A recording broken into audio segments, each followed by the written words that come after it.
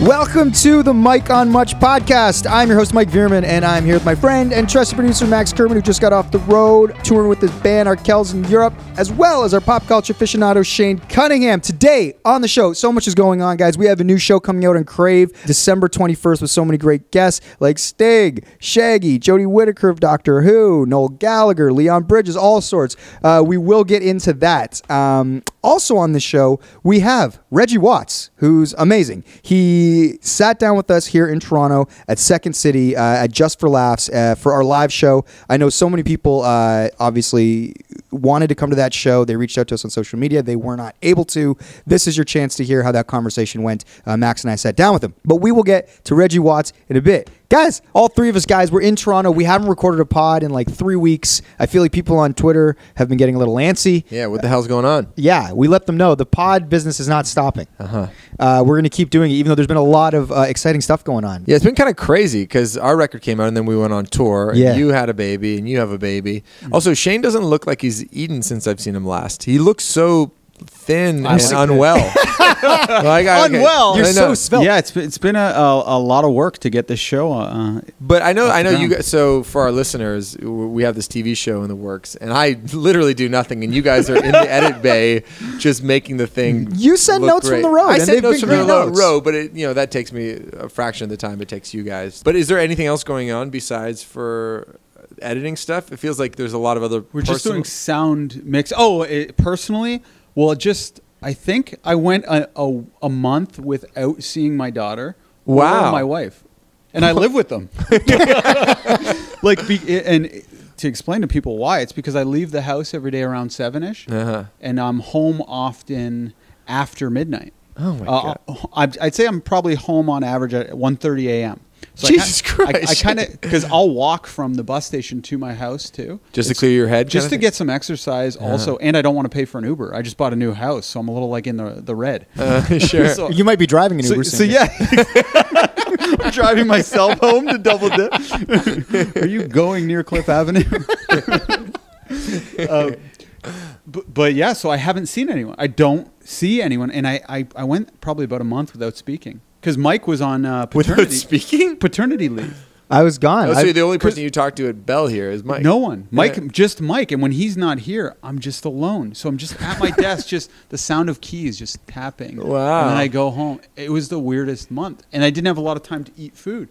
So I did lose weight. You're right. How much weight did you lose? Well, last year at this time, I was 15 pounds heavier. Whoa. Because I haven't been stepping on the scale. I just stepped on the scale. I was like, Alex, is this scale right? She goes, yes. And then I was like, it can't be. It says I'm 15 pounds different than I was. So then she goes, well, Lucy weighs 14 pounds. So pick her up and see if you're 14 pounds more. And then I picked her up, stood on the scale, and it was accurate. Wow. Even with holding my daughter, I was still a pound less than I was last year. It's a weird metric to. Yeah. I feel like all this weight loss, and I mean, when someone comes in, they go, man, you look really exhausted. That's obviously somewhat insulting and a little bit rude. Yeah. But it can be like a badge of honor when you've been working as hard as you've been working, I feel like, on this Crave show. Yeah, well, he said svelte, and then I said thank you. And as I was saying thank you, and you said and exhausted. Yeah. Slip that in. Yeah. Yeah. Well, speaking of that, actually, so our band just got back from tour, and it was actually a really great tour. I actually feel like I haven't seen you in forever. I mean, I saw you on the weekend. We went to a diaper party. Yeah, because you look a little chubbier. Do I? No. I was like, what? When you're happy, you gain weight. Yeah. But other than that, the three of us have not, because Shane didn't go to that party. He was working on the weekend, but like. The three of us haven't been in a room in so friggin' long. It's weird to even just pod together like this. Yeah, I'm loving it though. Yeah. Yeah, it just feels very good to be back. So it was a good tour. It's a really good tour. Our record just came out, and I feel like the band had a real focus because we needed to learn how to play these songs. So every day we went into sound check with like, okay, how are these transitions going to work from one song to the next, or what are bits that we really need to workshop? So it felt really productive. And then the shows we were headlining in Europe and in the UK were like the biggest they've ever been, like really good sweaty club shows. So that felt really good. And also we were in a van in the UK as opposed to a bus. And as a result, the band had to talk to each other more, because when you're on a bus, you can kind of go through a day without necessarily interacting with each other that much, because people wake up at different times and then you go off and do your own thing in whatever city you're at. But this time, everyone lobby calls always the same time every morning. You get in the van, and it was really fun because the whole band was sort of talking about politics and music. It was like just a great vibe. So I felt really good about that. But the one funny thing I was thinking about was Nick in our band. Most bands, if there's like problems with a band member, it usually has to do with like rampant alcoholism or like some sort of drug abuse or like ego issues and stuff. It's the opposite with Nick, but it's almost as annoying. Of course. Because he'll do a thing where he goes, oh, yeah, I'm not drinking this tour. I'm like, oh, did something happen, or did some doctors? He's like, no, I just made a little bet with myself. And you're like, okay, like, fuck you, But here's the thing. It's not like he holds it over your head, or he doesn't. It's not like, oh, that asshole doesn't come out anymore. Like, he still participates as much as... He's just quietly making you feel worse about your own bad thing. Exactly. Yeah, and if you know what? If I had never asked him in the first place... You wouldn't even have noticed, probably. I wouldn't have noticed. And then... I'm like, oh, where are you going? She's like, we're just going to get a salad. I'm like, fuck you and your salad. Just so obnoxious. And then, like, when you fly over there, it's, you're all jet lagged and your time zones are all messed up. So one day, it's early in the tour in the UK, he'd be like, oh yeah, I woke up at 5 a.m. I couldn't fall back asleep. I'm like, oh, what'd you do? He's like, oh, I just worked out. I was like, oh my goodness. I just want to kill you. Yeah. Anyway, and Nick is the most like monkly guy ever. Nick wants... He's the hunkly monkly? Hunkly monkly. And another thing is, he's looking amazing. Nick is... he looks like a better version of you. What? Why are you picking on me? He's coming in hot. He's killing you. He's killing Nick. Yeah. No, I say this all just because I'm jealous, really. Does he have abs? Yeah, man. Wow. And the thing is, like, you couldn't even really kill him for anything, because it's like, he participates, he does everything he's supposed to. He's not being a malcontent. He's not staying out of group activities. Yeah, and he's not even like lording it over you either. No, he's just doing life better than you. I know, but no, the one thing I will say about Nick that drives me crazy is that he's always talking about how much he's eating. He's like, oh, you should see me demolish a pizza. Oh, I'm eating. Oh, you should see all the chocolate I'm gonna buy at the pound store. Oh, I'm getting so much chocolate. Yeah, I know that move. You don't want to see me in a chocolate store. I'm gonna buy the whole store. I wish our listeners could see you right now doing the full impression. And then I go, Nick, have you had any chocolate so far on this tour? He goes, oh, no, I'm saving it. I'm saving it for when I get back. Because I'm a pig. Because I'm a pig. Oh, you should see me on a Sunday when I'm on a Sunday by myself. Oh, that's when I eat all the chocolate and the pizza. It's like, when's the last time you did it? Oh, last May. Oh, but it was a big day. I was like, I want to fucking kill you, man. Fat people are the exact opposite of that. Do you notice? They'll always act like they're eating salads and shit. And skinny people are like, I love pizza all the time. Yeah. You pull that move too, I find. You always act like you love pizza and candy. But I do. I mean, But you're a health freak too. I'm not a health freak. You are too. You know every health food store. Anytime you land, you Google the health food places, then you'll eat the bowls. But you'll post the pizza and you'll be like, I'm a piggy. I know what you're saying. When we shot the Crave show, the days that Max got to pick the lunch for the set, what was that place he cheated? Flock. Oh, no, pick the worst place. Flock was fine. You picked some other weird place, some crazy salad. What was that place? Like horrible health food salad depot. Come on. Yeah. It might as well have been called that. And Max, or I go, yeah, I'll get what Max gets. I think you got the... Well, I didn't want to feel like the pig on set eating pizza. So the one day you actually suggested pizza, and it's almost like you have permission to eat it because you're eating it. Well, okay, I agree that I do front in that way. But the difference between me and Nick is that like Nick actually restrains from eating any candy or chocolate. Whereas like today alone, I've already had chocolate and Twizzlers and some other shit. He's just like an extreme version of you. Yeah. And I find people always hate in other people what they hate about themselves. Sure, that's probably it. Yeah. That's how I am. If someone's acting like me, I'm like, I hate that guy. He's annoying. So, but anyway, obviously I love Nick, and yeah, all things considered, I could have much worse problems. Oh, also, another few things about the tour is I met some Londoners or some Brits that love the pod. Oh, wow. And they weren't Canadians living over there. They were like, we listen to the pod. How can we watch the show? So if you're an international listener, were they fans of the Raven Master? Oh no, thank God. But you know what? Speaking of the Raven Master, that's a callback to an earlier episode. He was on a best of list in like the Guardian or something like that. So he's a big deal over there. I know we were talking shit about the Raven Master, but he's got respect over there in the UK. Still have no clue what it is. I just no idea. Zero idea. Great title though. So what were their names? Do you remember their names at all? I forget their names. Right. Someone tweeted, but anyway, we're gonna have to figure out a way to make sure that people can see the show when it comes out. If you're internet, Can't we just put it on YouTube? Can we? We'll have to talk to Crave. Yeah, we'll have to figure that out. But so it's cool to see people that love the show. Another funny thing is that our international fans that are Canadian that are coming to the show, they know not to bring a Canadian flag. Because there's been times where people go like, I know we're not supposed to yell Hamilton. Like after the show, it's like our friend Mike, who's a Hamilton guy who lives in Connecticut. He's like, I saw him after the show in New Haven, Connecticut, and he's like, I gave the guys the rundown, no talking about Canada around you. Because they've heard you talk about it on this podcast. Yeah, exactly. But again, we're kind of at the point with our band that no matter what, no matter where we play, there's going to be Canadians internationally, which is totally great. But for the most part, I think on these shows, the majority of the fans were Brits and Germans, which is also you want the locals. So we had a lot of locals coming to the shows. We feel really good about that. But there's always people with Canadian flags, and it's a funny thing because they really. It's a special, I think, night for them because they get to see a little piece of home and they're really bursting with pride. So it must be a weird thing for them to like wave their Canadian flag for me to be able to see them and then for me to give them cut eye from the stage. Just be like, yes, I see you. I say to them very sternly, I say, yes, I see you. And we were going to be good guests in this country. And then I carry on with the show. And let's dive into this a bit. Why is it that you don't want these people to celebrate their Canadiana? It's the same thing as the Nick hate. You hate what you love, kind of, and other people doing it. I don't know. That's well, it's like you're like, I say Hamilton, right, in the song, but you don't want other people yelling it out. Yeah. You love Hamilton. You know what it is? It kind of comes down to, as bands are fragile entities, especially when it comes to your ego, and you work really hard to go to these far off places and try to build a real audience there, and and being in a band and making it is an impossible thing. It's kind of a ridiculous endeavor. You've done the impossible. Well, but we're trying to build it in other places, and the reason why we don't like it is because we came all the way here. And we didn't come all the way here just to play to Canadians. Like we want to make it feel like we're winning over locals. Yeah. And I think to our credit, that's what is happening in all these places that we've invested a lot of time. But every time there's a bunch of people hooting and hollering about Canada, it kind of makes us feel like, oh, why did we do this again? Yeah, it's like all your friends and family are there. Yeah, exactly.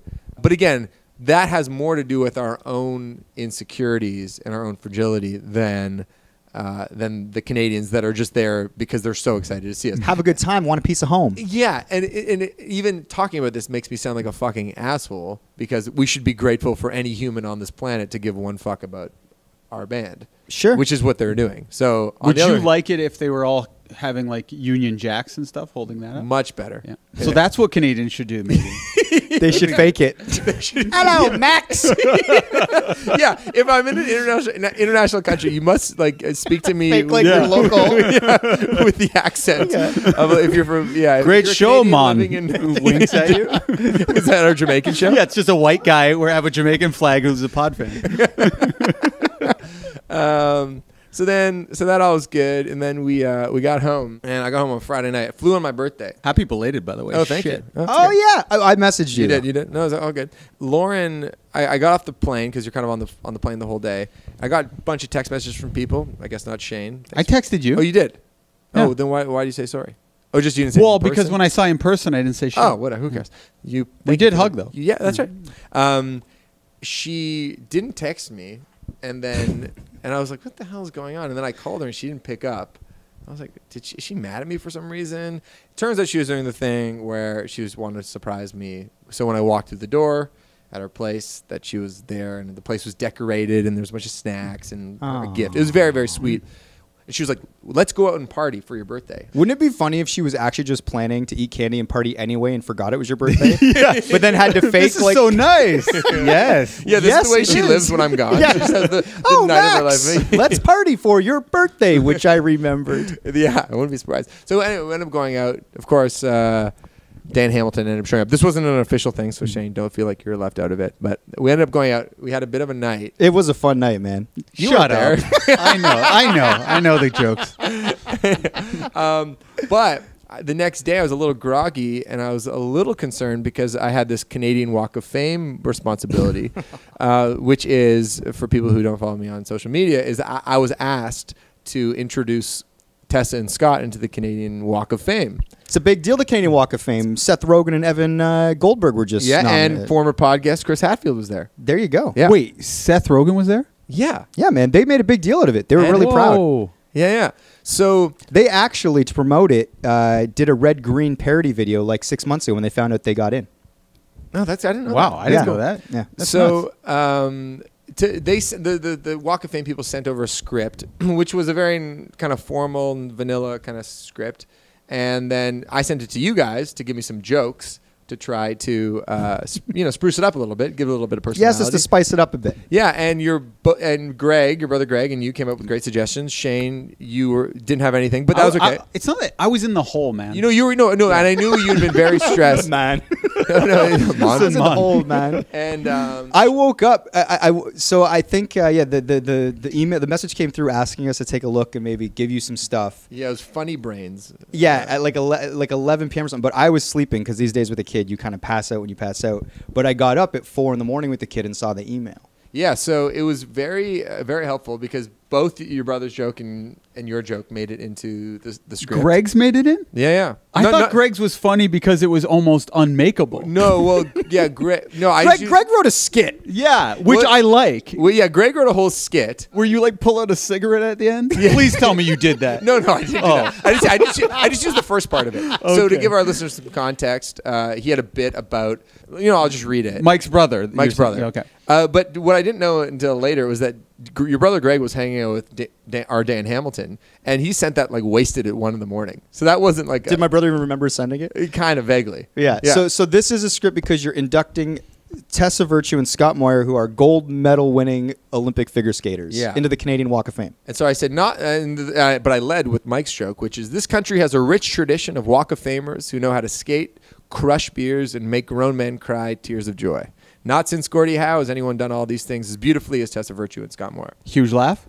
Great laugh. My original joke had, instead of make grown men cry, it was fist fight because it was doing the switcheroo with the hockey players. Fist fight was in the email I saw. Yeah, but fist fight wouldn't have made as much sense because... Which makes it funnier. That's what I said. Oh, really? Because Scott and Tessa are not... They so obviously don't fist fight. And the idea would be that they don't do it on the ice. They do it in their private life. Yeah. Oh, that was right over my head. It's all right. Sorry. Well, the joke's I was wondering. I'm like, why is it not as funny now?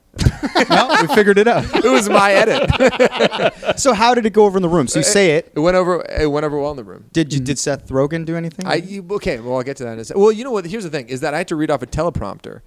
And I kind of went into this thing not really thinking about it much. And I was like, I'll just roll in. What? Oh, it's just that's the classic Max approach. Well, I think it'll be fine. But then it's only their biggest moment being inducted into the Canadian Walk of Fame. Well, I did enough research to ask you guys. Yeah. No, don't. Hey, keep doing your life the way you do it. It's served you very well. So, and then I look out there. I'm like, oh my God, this is like Toronto high society in the very front row. Tessa and Scott sitting next to Evan and Seth, and then Chris Hadfield. Bare Naked Ladies are there. There's a bunch of like just big wigs are like kind of everywhere. And I was like, oh man, this is hard. And also, I've never really read off a teleprompter before. And reading off a teleprompter is fucking hard. And it's not only, if you just had to stand there and read it, that's one thing. But to know, like 10 minutes before I went on, I went to Andrew Mash. I was like, what do I do with my hands? Yeah. Like, because I wasn't in front of or behind a lectern or a podium. I was just out there by myself. And so I did screw up the script a little bit because I was trying to make a connection with the crowd, also look at Tessa and Scott because I was sort of talking to them, but then also try to keep track of the text on the screen. It's a lot going on. It was one of these experiences that if I got a chance to do it 4 or 5 more times, I think I'd actually enjoy it. But it ended up being like probably the most stressful thing I've done all year. This was also after going out all night for your birthday? Yeah, so I was also like had a headache. It was brutal. Oh, is that what we're calling it? Yeah. Yeah. And then so they say the thing, they run a pack, and then I get to Greg's joke, which is, now the time has come. If anyone has any reasons why these two should not be inducted into the Walk of Fame, may they speak now or forever hold peace. And that got a really big laugh. Did it? Yeah. And then I was like, I now pronounce Tessa and Scott, and then I was like, just get on up here. And it was good. And but the thing, what happened just before that was that I walked the red carpet, and it was at the kind of the beginning of the red carpet, so there wasn't a ton of people around yet. And Evan and Seth were right there, and they were taking photos with everybody, and they were like in a really jovial mood, and like there was a bunch of kind of fans that were doing selfies with them.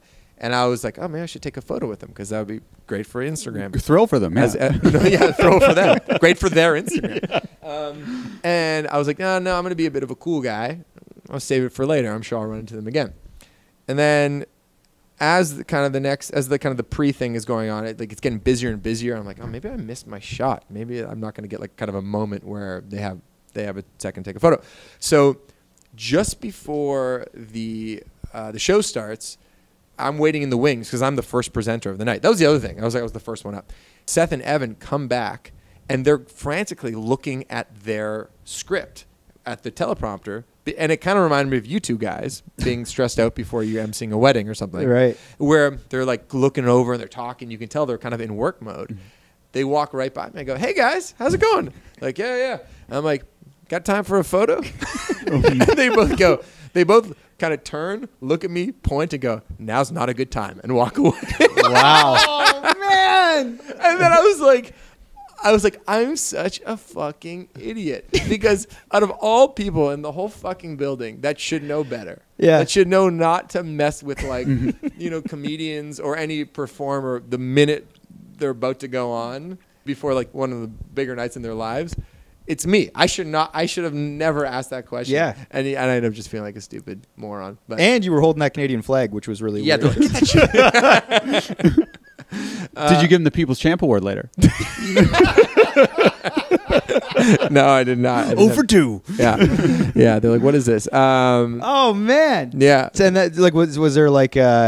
Oh, no, because then we went to the diaper party. So this is it. And then I was like, I got a boogie because I have to go to my friend's diaper party. And I never saw them again. Our friend Big Al had a diaper party because he's having a baby, him and Sarah. Big Al. It was the first time I'd been out, like, drinking. That's right. You hadn't had a night out for what, like a month? Not since our live show, September 29th. So Jesus Christ. That's how long, yeah.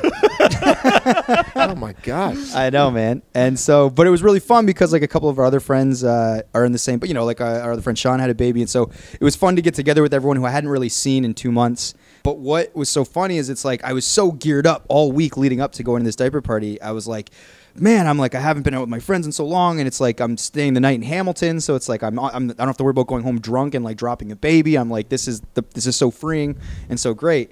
And the thing was, when I finally like laid down to go to sleep in the wee hours in the morning, like super hammered, all I did was look at photos of my daughter. I just miss seeing her. Like it's like I was such a dad cliche where I'm just like, she's so cute. Like all the feels are really hitting you. Well, that's the thing. It's like you just can't wait to kind of like break free and get drunk. And then the minute like you're sort of like, then you have that freedom. You just want to be around your kid again. Yeah.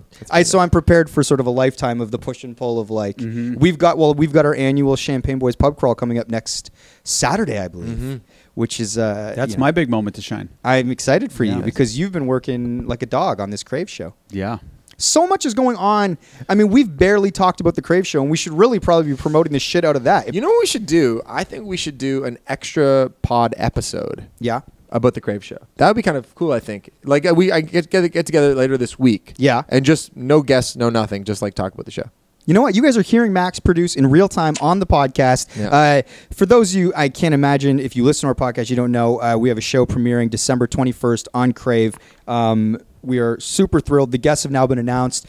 Sting and Shaggy, Noel Gallagher, Jodie Whittaker of Doctor Who, Jared Kiso of Letterkenny, Alessia Carr, who's a big, big star. Lights, who we love and a major friend of the show. Nile Rodgers is on the show. Guys, how could I be free? Leon Bridges, for Christ's sakes. We have a stacked lineup. Shane is doing hilarious digital desserts with so many people like Hayden Christensen, Jason Mraz. Arkell's. Arkells.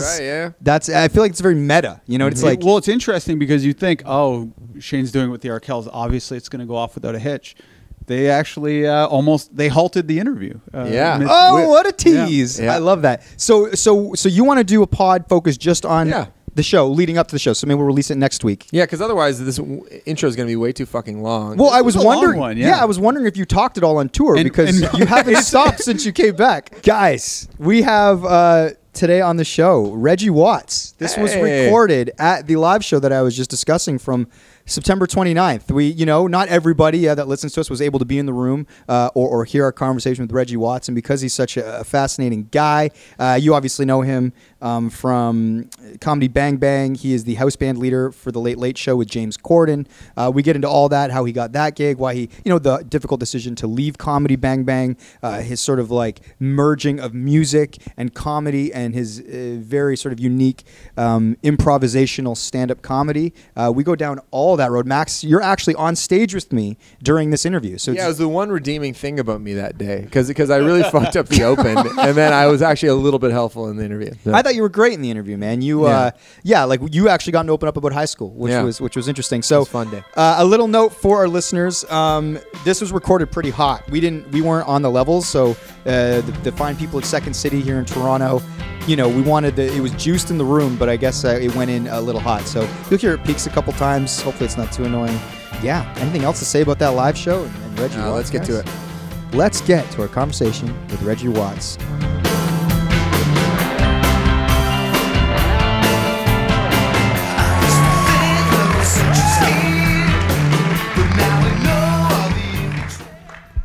All right. Oh, nice switch up. I saw that.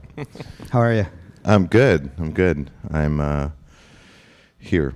I heard you drove a Lamborghini here today.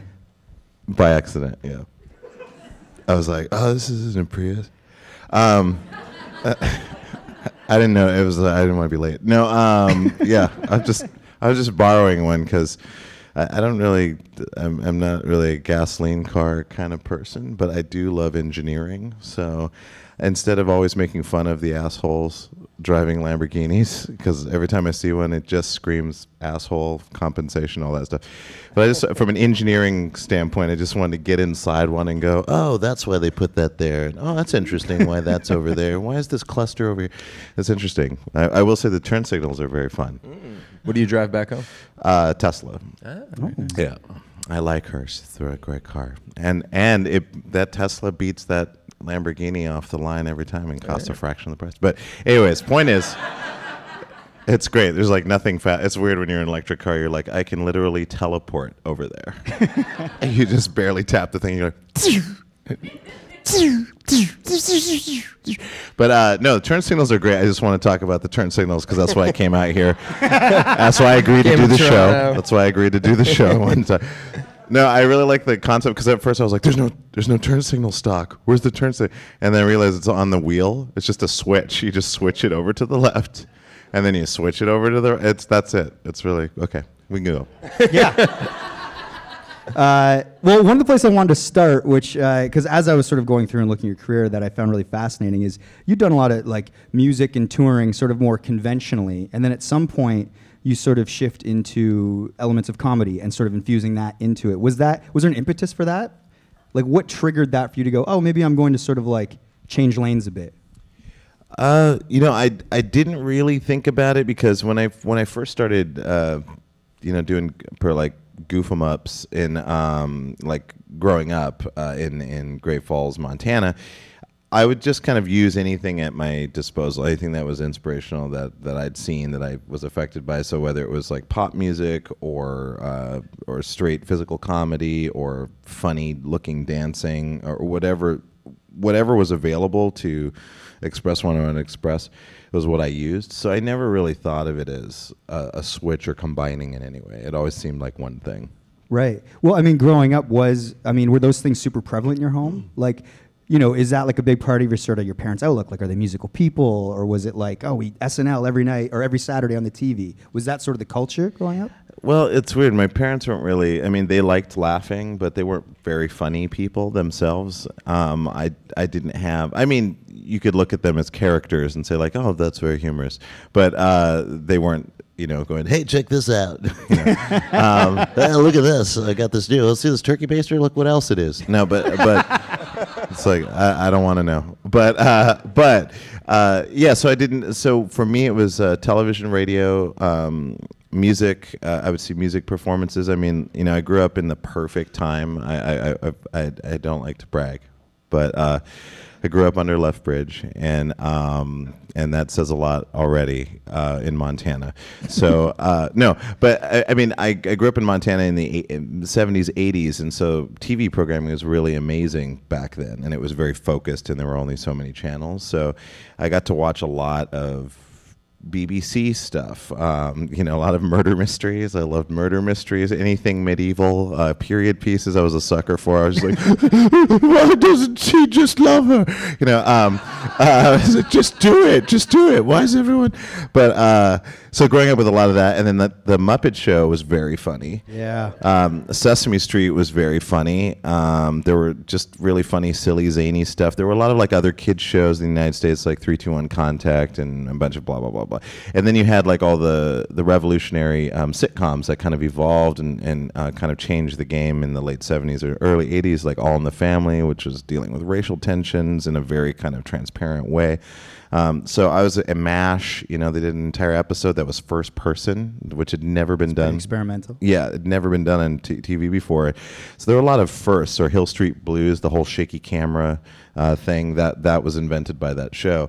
So being exposed to all that innovation and all the weirdnesses of the world and the advent of MTV and cable television, all of that stuff, that was like a huge, rich mine for me to dive into and mimic and then kind of convert into my own thing. Yeah. Well, it's interesting because with like music or comedy or anything creative pursuits, it's hard to make a career in that, that's sustainable. So when you decide to go into that as like a legitimate sort of pursuit, are your parents like, maybe find a backup, or are they like, that's awesome, we believe in you? Because your dad's a military family? Yeah, Air Force. Okay. Yeah.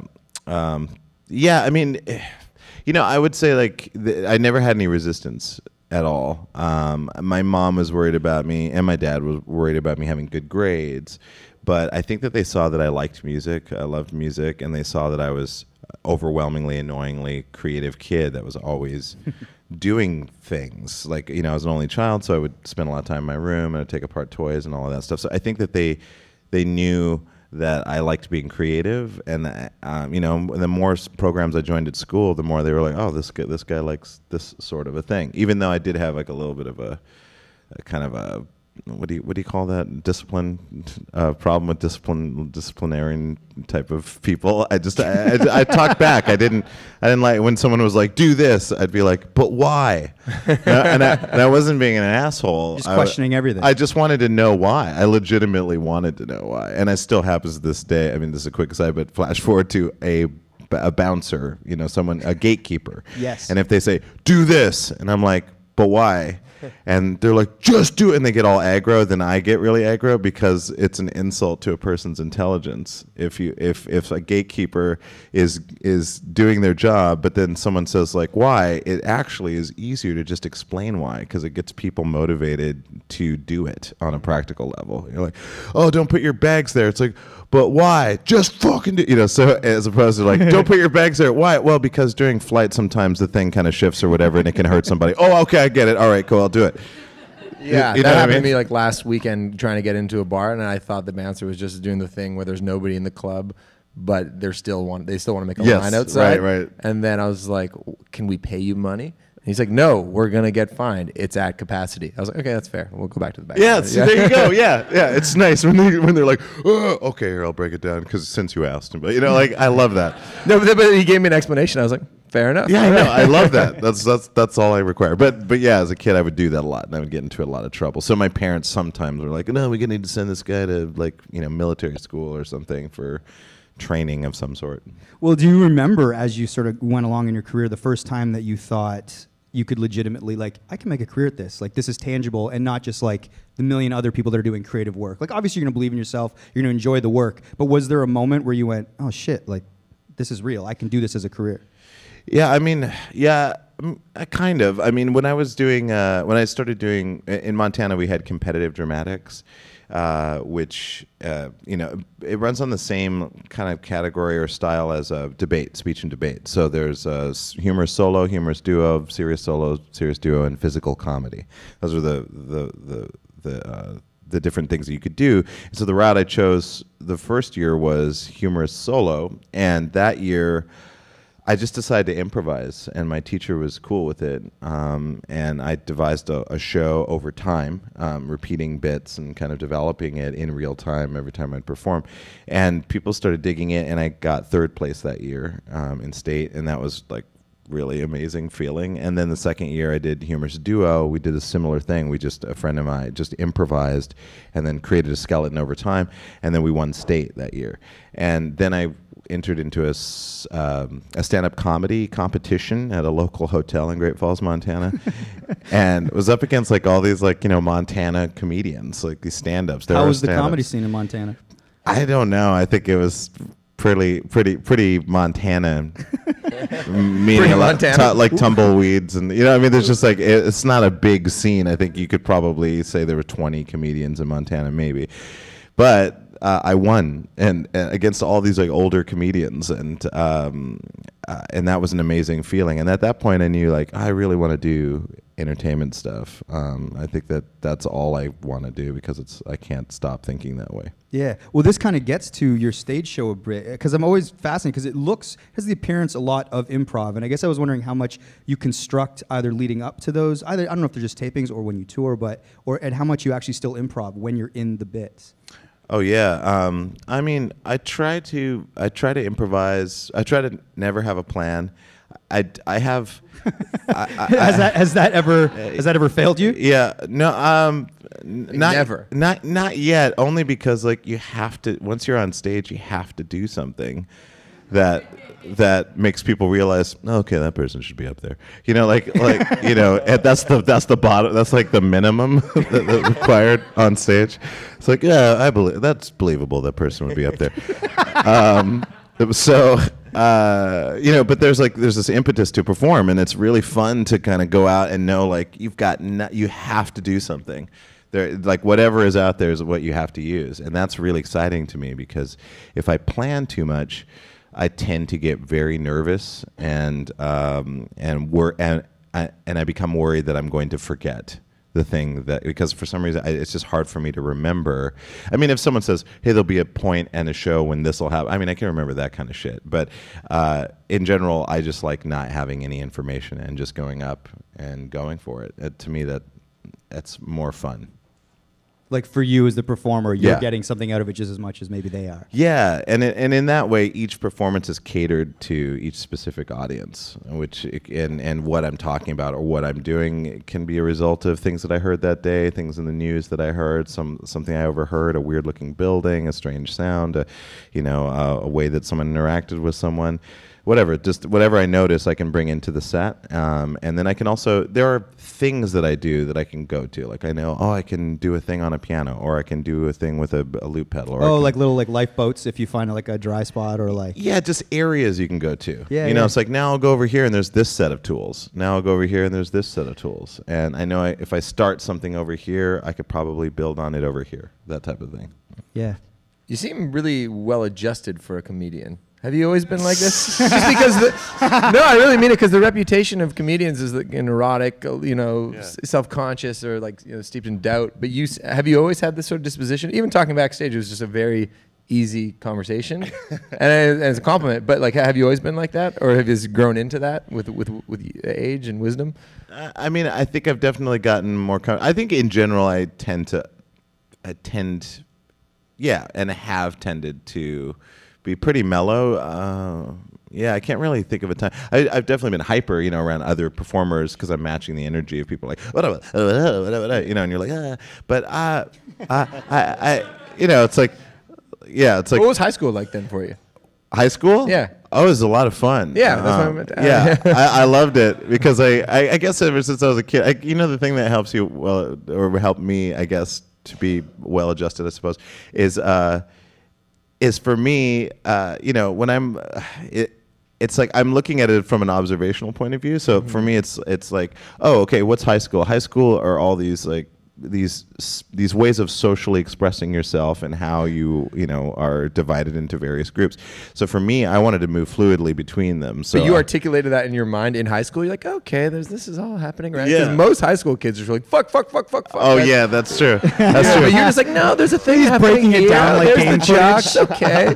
Yeah. Well, I mean, I was lucky because John Hughes came around at the exact time. Like I was exactly the age of every John Hughes movie, or just slightly younger, which was great because it was like foreshadowing. It's like, well, it could be like this. It is a movie, and I knew it was a movie, but I was interested in having a Ferris Bueller moment. I wanted to have, I wanted to be in the Breakfast Club. I wanted, and so I was interested in those different demographics, and being in a small enough school, which was about 1,200 kids, but I could kind of plan on like, okay, well, the first year I'm just going to do this. I'll join football though, just to see what that's like. And I joined football, and I'm like, I like the experience, but I don't really like playing the game. And Sport is bullshit, but it was a good time. yeah, but I just wanted to be in there and go like, oh, this is what it's like to wear like football pads and to be on the Hang out in the locker room. yeah, with like these bars in front of you and you can't really see anything. You're just like, and then you just hear, and you're like, did we win or something? No, we gotta do it again. Like again. I mean, I was just interested in knowing all. So, so I was like in football, I was like a nobody. I was in student government for a while. I tried that. Wasn't really. You said you were a goth? I was also, goth. I mean, basically, my junior year, I met these two guys, Fish and Beeve. Fish and beef from Montana. Fish and Beeve from Montana. They were from the other school, because Great Falls, Montana is like a perfect simulation city. It has, if you were to create a sim city, it's perfect. It has a river that runs through it, one river, which kind of divides the town in half. There's one half has its own high school. My side, which was the more modern high school, and then my high school was Great Falls High, which was the more traditional high school.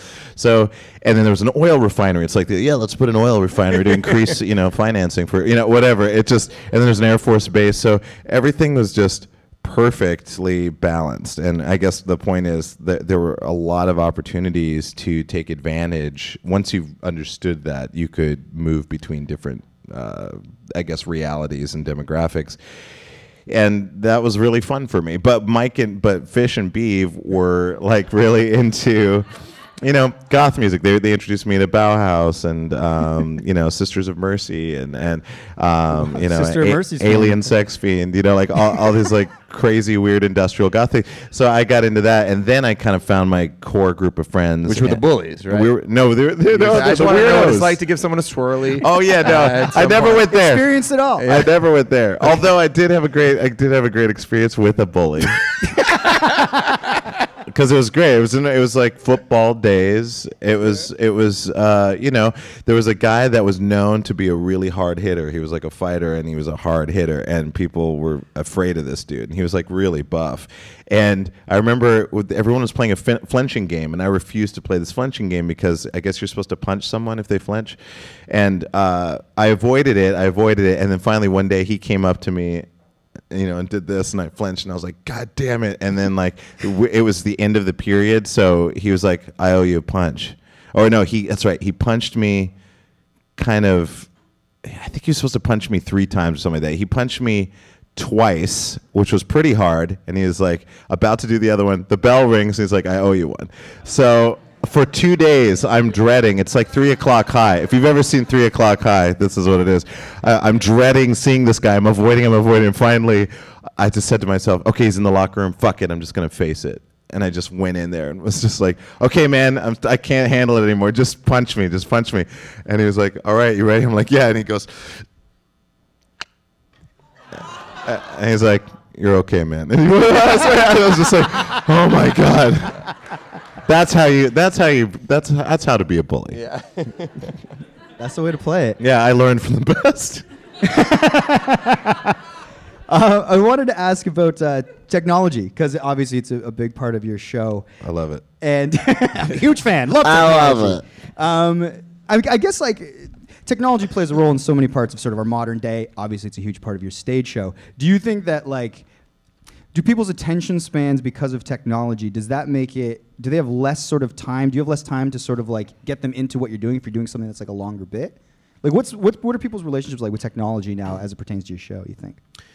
Well, I mean, I've never been, the whole time that I've performed on stage and the whole time that smartphones have developed, including cameras and things like that, I've never really had a problem with people taking photographs or video of my shows in certain situations.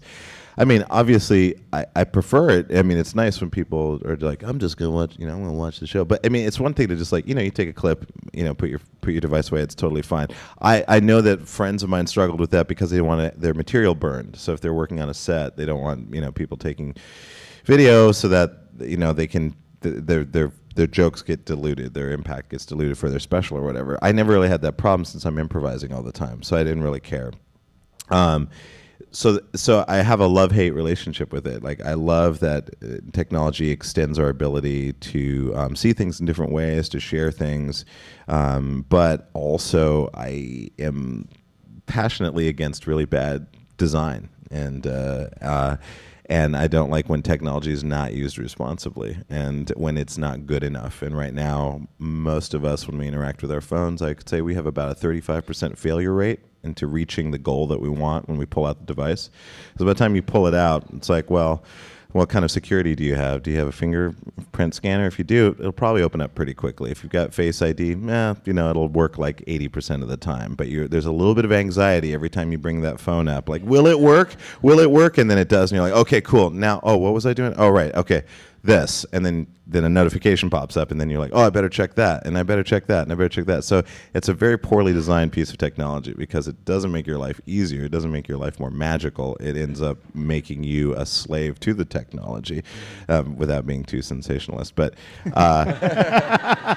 set me free. I know. Just let me go. Just let me do. It's like customization. Why can't we customize things? Why can't more things be on the screen when we look at it and that are pertinent? Anyways, point is, so I have a love-hate relationship. So I try to work with technology companies and say, like, if you make this better, people will actually love it. It's actually in your interest, instead of just doing cheap shots and hooking people in these addiction loops. They're all motivated by advertising. Like, if you just have, like, look at the Netflix model, it's like subscription, right? Like, you don't have to deal with commercials. You just watch what you want to watch when you want to watch it, and you pay a price, and you know that that's what you expect, and that's a nice feeling. It's clear, it's clean. With a phone, it's tough, because you don't know what's being tracked, you don't know where it's going, you don't know how it's affecting you. Everyone's done that, or I'm sure you've done that experiment. I'll stop talking a second. But like when you're like saying things over and over, and you have Instagram open, and then you start scrolling through your feed, and then the thing you were talking about shows up. Now, people say that it doesn't work that way, but if you're not touching the device and you're having a conversation, and that ad comes up, how else do you explain that these ads tend to pop up? So the phone's listening. The phone's listening in various ways, location, positioning, habits, all that stuff is all being aggregated into. And it's not like, I don't want to get too insidious about it because I don't really give a fuck ultimately. Well, like for me, it's like, if you're listening, whatever, I'll just do whatever I can to just thwart that, or to like keep asking the wrong things to fuck up the system. Yeah. And if you get a lot of people to start breaking the system, it's like, oh fuck, oh they're onto it, whatever. They'll have to deal with it. The point is, I have a love-hate with it. I think technology is amazing. I think it can enhance our lives and make it magical. But if your grandma can't use it, then it's not well designed. Yeah, it's a good way to put it.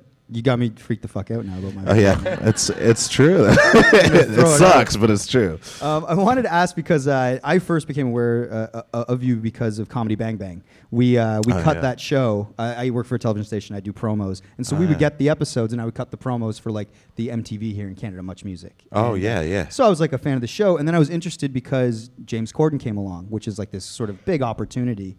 When you were deciding to go, was that a difficult decision, or are you like, this is an awesome opportunity? How does that even come about? Does he call you? He's like, I'm a fan, or is it classic like, management reaches out or it's an opportunity? I'm always interested in the minutia of how those opportunities come about. Yeah. So I was on this show, Comedy Bang Bang, that was on IFC for a while. Scott Aukerman it's his brainchild, and I decided, and I left the show after 3.5 seasons, mostly because I didn't like waking up early in the morning. This sounds really terrible. You're just like, oh, I have to get up and I work every day. It's like I get that. I did that too. But my point is, as a creative person, I like to be able to be maximally creative and stoked about what I'm doing, because that's really what counts the most for me. So after a while of being on a lower budget TV show where they have to cram in as much as they can, they make these 12-hour, 13-hour work days sometimes. So I would get called in at 6:30 in the morning. I usually like to get up around 10. Okay. But the point is, once I would get to set, I would wait. I would wait around, and the whole time I'm waiting, I'm like, I didn't need to be needed. I wasn't needed for that. I wasn't needed for that. I wasn't needed for that. That's inefficient. They didn't need that. Why are those people over there arguing? They didn't need to if they just solved this over here. Sounds like you need to be a consultant. Yeah, I mean, that's kind of. This gets back to your why. Asking why. Yeah. Why am I here right now? Yes, exactly. I'm like, why? It's like, I understand once in a while, of course, because you want to be safe. There's a buffer. I know there's certain answers like that. But for me, I started seeing the inefficiencies, and I noticed that when I start poking holes in things is when it's not the right situation for me, and I start getting grumpy, and I never want to be grumpy. I always want to be present and appreciative of everybody working on the show, anybody, interns, anybody.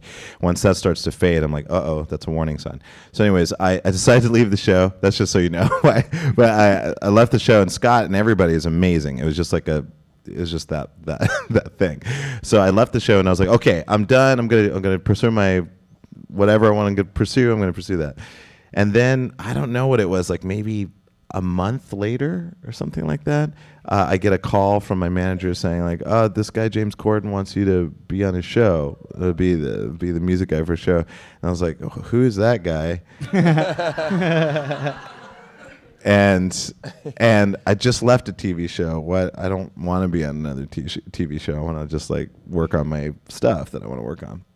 And then I met with him, and he was just, a very, very charming guy. His showrunner, Ben Winston's very charming. I offered him pot chocolate, and he ate it without question, which he did. Yeah, he just went for it. Which I'm always a little suspicious, of someone that doesn't, try a little bit of THC. And so that was nice. It might have been political. Maybe he was just like, I better do this. He's offering it to me, But I'll put it in the extra fold inside my mouth for occasions like this. But so, and he was just, he just said like, yeah, you'll come in at this time and you'll be able to leave by this time. You won't have to do more, blah, blah, blah, blah. And I was like, oh, well, if that's true, maybe. And then I thought about it. And then I think Sarah Silverman at one point was like, well, ask for all the stuff you want. And if they give it to you, then take it. And so I asked for a bunch of stuff, and they were like, okay. And I was like, okay, well, I guess I'll take it. That was it. I don't know. I think James saw me on a YouTube video. A friend of his was like, he was looking for a guy, sure. And he wanted a band, and then they just showed him like YouTube clips. So it was really pretty direct and sudden, but also weird that I left a show where I was I was on a fake talk show, as a kind of a fake band leader. There was a one-man band leader, and then suddenly there's an offer weeks later to be in an actual talk show as an actual band leader with an actual band. Was very weird. Yeah. That was weird. Yeah. Well, Reggie, you got the Sony Center tonight? I guess, yeah. Yeah, that's a pretty big deal, man. That's pretty exciting. Sure, I'll do it. Yeah, I'll do it. I'll do it. Thank you. Well, thank you so much for your time, man. It meant the world, you being up here right now. Oh, man, my pleasure.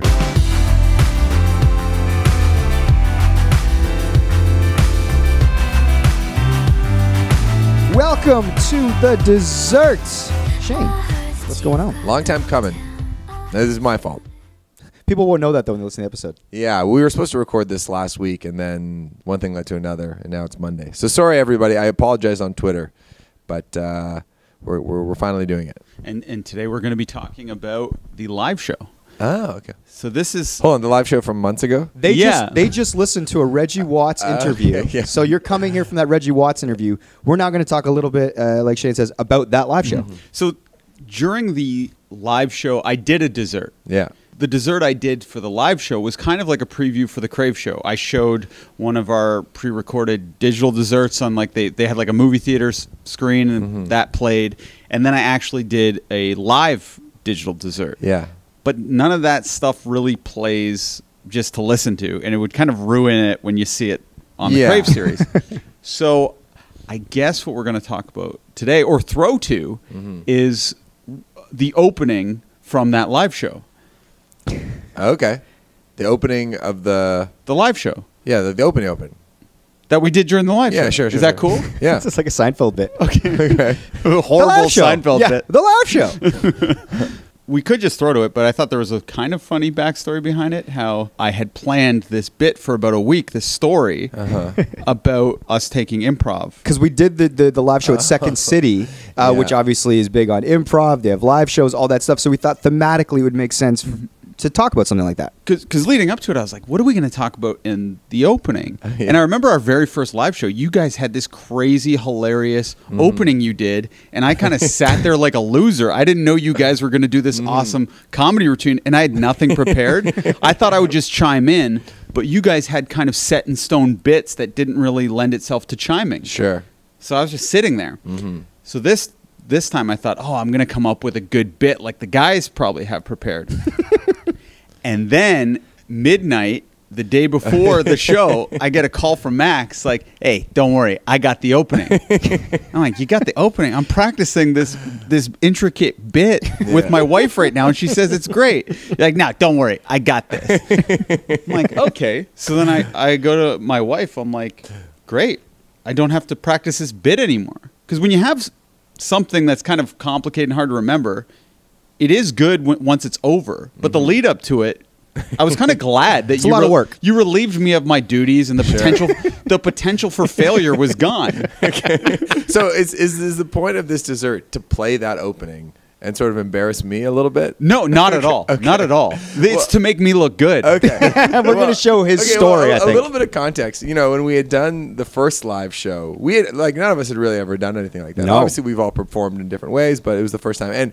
And I was really delighted with my own performance. It was great. You know, I had planned a little bit, but it really killed in the room. It was at the Rivoli, Yeah. and you and I both had. So we talked about our history with the Rivoli. Like I'd played a Battle of the Bands there. You'd done a thing there. I had interviewed Darren Jones, who's a former TV personality there. at the Rivoli. So we had stories. And you pulled out like an email. Thing. It was great. And so I just thought to myself, like, I'm a natural. I can do this any day, right? It succeeded so wildly Yeah, that you I was thought, like- oh, I can repeat that. So then I was, you know, when we did this show, the Just for Laughs show, Our second live show. the second live show, it was literally couldn't have been a worse time for me to be doing something like this. Oh, for everybody. It was brutal. Like, you know, we signed up for it months and months ago, knowing that the R. Kells record was coming out around that time, knowing that Danica was pregnant. that we were going to be shooting the Crave They show. were shooting. It was literally the craziest time. And also, I'll add that it was at noon. Like when you have the juice of a Friday night and everybody's a couple drinks in, Yeah. it's that much easier to perform. But like, you know, everyone's a little bit hungover on Saturday at noon. You know what I mean? Like it just doesn't lend to the same thing. Of course. So, but again, because I'm sort of blindly confident and optimistic, I just sort of like, I'll think of something. And what I ended up doing was sort of retreading old material. It was sort of similar, like I'm going to pull up old embarrassing things about myself and read it to the crowd. But I was not up for it. And also I have no sense of like how long my bit was going to be. So you asked, you're like, well, how long is your thing? I'm like, I have no idea. It could be 2 minutes long. It could be 18 minutes long. And when it's over, I won't know how long I went. You know what I mean? Like when you have no sense. Well, that's actually the purpose of this preamble isn't to be like, oh, Max had this bit and the bit wasn't all that good, because we've exaggerated how poorly the bit went over. It didn't go over that bad. Oh, really? It wasn't. I don't it's listen been back built to up anything. in your head now. It was a pretty good bit. The actual part that was kind of funny is that it went so short. Oh, Because we're not playing your Twitter bit. okay. What? Oh, we're not? Oh, maybe we can. Sure. I thought we were just going to jump to the good stuff. Oh. If we want to subject them to the Twitter bit again, you go know ahead. what? We should play my shit there you bit, go. and when we can let the audience can know. But it was supposed to take up a good 15 minutes before we got to Reggie Well, Watts. this is when I called Shane at midnight. Then he's like, "I got this, boy," and it was like 4 minutes long. Well, I go to Mike. I'm like, what do we do if Max goes short? He goes, he probably won't, but we can add in an additional bit where I say I have something to say, and then you're going to cut me off abruptly. Yeah, that's the joke. And that would kill a little bit of time where I just interject, and that'll kill like a minute or two. Yeah. Should you go a minute or two short? Too short, yeah. You ended up going like 10 minutes short.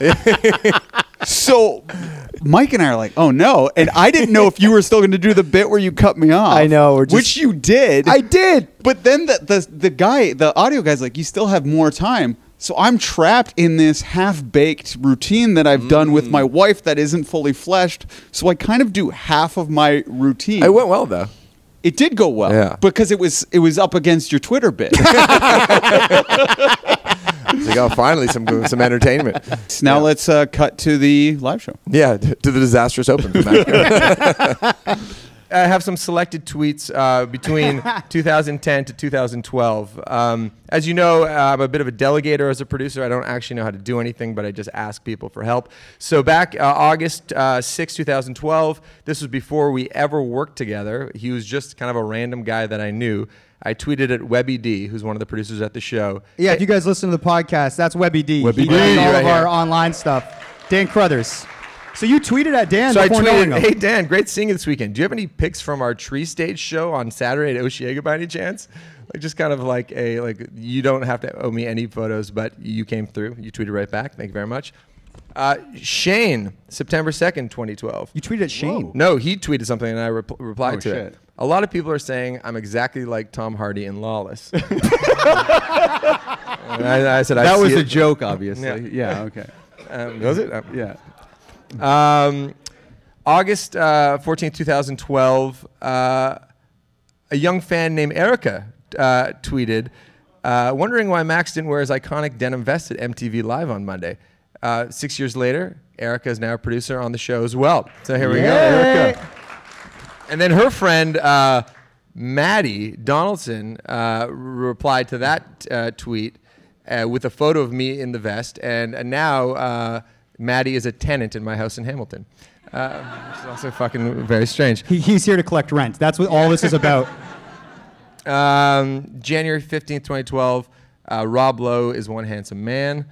I still believe in that. Dan also, is Dan here?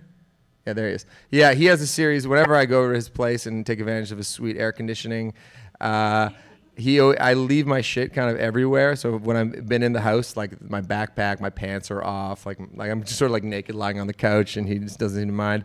And You should see his tweets. well, right. And my original roommate, Jug, he said, new series of tweets. This was November 23rd, 2011. Things Max Kerman leaves around our apartment. So this has been going on for a very long time. Our friend The Nut tweeted in 2011, Happy Hanukkah to my Jewish pals. Special Jewish shout-outs to Max Kerman. He's a very thoughtful guy.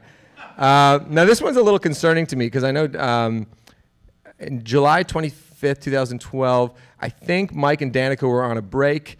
Danica tweeted something about dental work. Wait a second. Wait, this is my pregnant wife who's in the audience right now? She said, never book major dental work at 7:30 or ever, just avoid it. And then I responded, I screened that call every time. So I think I was trying to make some moves. On my wife? But it all worked out. DNA test. Yeah.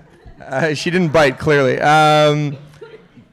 I was complaining about hotel check-ins back in 2012, and I still do that today. And then and it's like a personal diary, really. No, I'm glad they paid money to hear this. And November 12th, 2011, I quoted a friend, "You know it's sweet getting drunk because that's when everything happens." Dan Hamilton, Vancouver, November 11th. So anyway, it's safe to say that nothing in my life has changed whatsoever. I'm still hanging out with the same great gang of guys. And it's also amazing that I get to work on this podcast with Webby D and Erica. So give those two comrades a big hand of applause.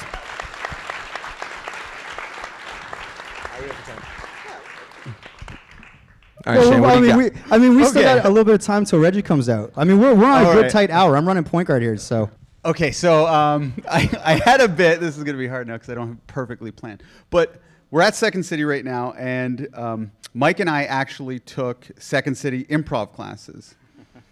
That's true, yeah. Yeah, a lot of people may know that Mike and I have worked together for 10 years. Mm-hmm. And 4 years ago, a coworker suggested that it would be a good team building. You know what? I think it's probably time to bring Reggie out. This is a really... Do I leave?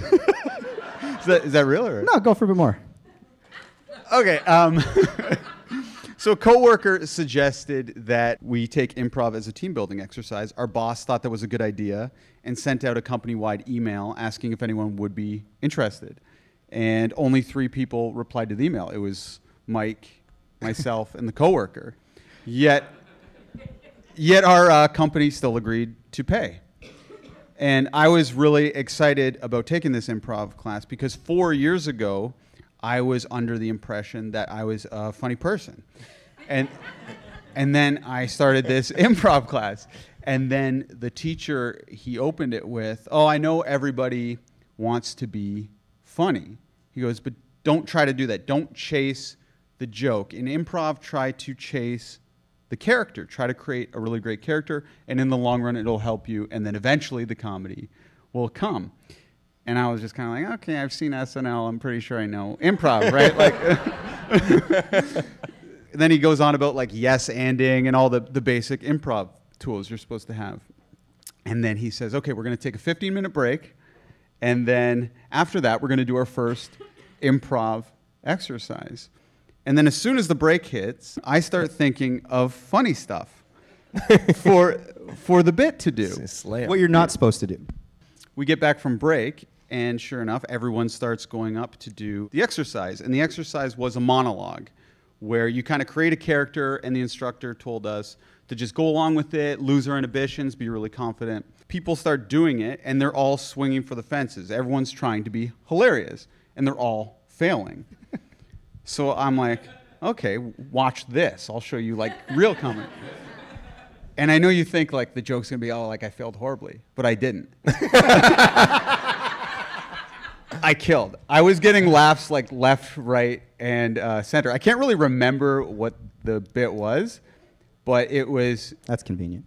Well, Reggie's here, and I don't want him coming out and being like, I was the funny guy. But no, But I got like. Do you remember this? Like, and then I got like a big. Like, Oh, you did. I remember you. Yeah. I remember you did really well. Yeah, I got like a standing ovation. You did. Everyone was already standing, but like, I was gonna say. They were standing and then they clapped, which technically is a standing. yeah. And then you were next, and you're really good at evaluating the situation and kind of one-upping it. So I'm Okay. like, shit. If there's anyone who's going to do better than me, it's Mike frickin' Veerman. I don't even remember. Yeah. Okay, go on. So then Shit. Mike gets up and he decides to listen to the teacher's advice. Oh. And he like really listened to the teacher's advice. Like he wasn't funny at all. like he got really dramatic. And again, I don't remember all of the bit. It was it was just super awkward. And then at one point he goes, "I love my brother. I have a brother and I love him." And You've said that before. And he was like, that's a he was go-to like, move. "My brother." And I was like, my brother. I was like, this is a really weird New York character. That's like Marlon Brando or something in fucking Stella. Yeah, you went like full method weirdo or something. Wow, yeah. I was listening to the teaching. Yeah, and then, okay, so the coworker, I didn't tell you this and you don't know this, but the coworker couldn't make it, the coworker who suggested that we enter the improv classes. Yeah, the guy that started this whole thing. So afterwards, he just texted me. He's like, "Oh, how'd it go?" Boom, I call him right away, of course. I was like, "How did it go?" It went amazing. I'm an improv savant. I don't know what it is. I'm just good at this shit. And he's like, "Oh, how did Mike do? He must have done well too." It's like, I don't really want to kick a guy while he's down. But, you know, some people aren't cut out for this thing. Mike's one of those people. And then I guess the long story short version is in the next class when we actually had to interact with people in a group of 4, Mike did very well.